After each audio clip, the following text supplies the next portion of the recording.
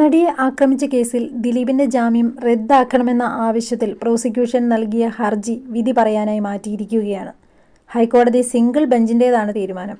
ദിലീപ് സാക്ഷികളെ സ്വാധീനിച്ചെന്ന കേസുമായി പ്രോസിക്യൂഷന് മുന്നോട്ടു പോകാം.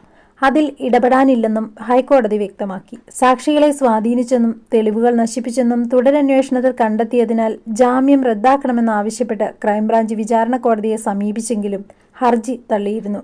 തുടർന്നാണ് ഹൈക്കോടതിയിൽ അപ്പീൽ നൽകിയത്. 10ഓളം സാക്ഷികളെ ദിലീപ് സ്വാധീനിച്ചതായി ഹർജിയിൽ പറയുന്നുണ്ട്.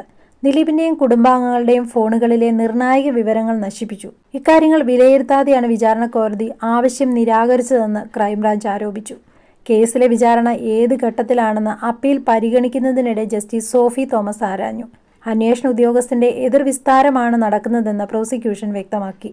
എല്ലാ കക്ഷികളുടെയും വാദം പൂർത്തിയാക്കിയ കോടതി ഹർജിയിലെ വിധി പറയാൻ മാറ്റുകയായിരുന്നു. നടിയെ ആക്രമിച്ച കേസിൽ 8ാം പ്രതിയായിരുന്നു ദിലീപ്. നടിയെ തട്ടിക്കൊണ്ടുപോയി ദൃശ്യങ്ങൾ പകർത്താൻ 1ാം പ്രതിയായി പൾസർ സുനിക്ക് ദിലീപ് കൊട്ടേഷൻ നൽകിയിരിക്കുന്നു എന്നായിരുന്നു കേസ്. കേസിൽ ദിലീപിനെ പോലീസ് അറസ്റ്റ് ചെയ്യുകയും 85 ദിവസത്തോളം റിമാൻഡിൽ കഴിയേണ്ടി വരികയും ചെയ്തു. ദിലീപ് ജാമ്യത്തിൽ ഇറങ്ങിയതിന് പിന്നാലെ കേസിലെ നിരവധി സാക്ഷികൾ മൊഴിമാറ്റിയിരുന്നു. ഇതിനു പിന്നിൽ ദിലീപാണെന്ന് ക്രൈംബ്രാഞ്ച് പറയുന്നുണ്ട്. ചില സുപ്രധാന തെളിവുകളും അന്വേഷണ സംഘം കോടതി മുമ്പാകെ ഹാജരാക്കിയിട്ടുണ്ട്. ഈ സാഹചര്യത്തിലാണ് പ്രതിയുടെ ജാമ്യം റദ്ദാക്കാൻ ക്രൈംബ്രാഞ്ച് അപ്പീൽ നൽകുന്നത്. അതേസമയം നടിയെ ആക്രമിച്ച കേസിൽ അന്വേഷണ റിപ്പോർട്ടിന്റെ പകർപ്പ് നടിക്ക് കൈമാറാൻ നേരത്തെ തന്നെ ഹൈക്കോടതി നിർദ്ദേശിച്ചിരുന്നു. മെമ്മറി കാർഡ് ചോർന്ന സംഭവത്തിലെ അന്വേഷണ റിപ്പോർട്ടാണ് കൈമാറേണ്ടത്.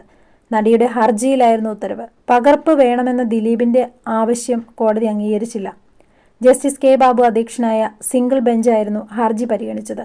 അന്വേഷണ റിപ്പോർട്ടിന്റെ പകർപ്പ് ആവശ്യപ്പെട്ടുവെങ്കിലും അതിജീവിതയുടെ ആവശ്യം എറണാകുളം സെഷൻസ് കോടതി നേരത്തെ നിഷേധിച്ചിരുന്നു.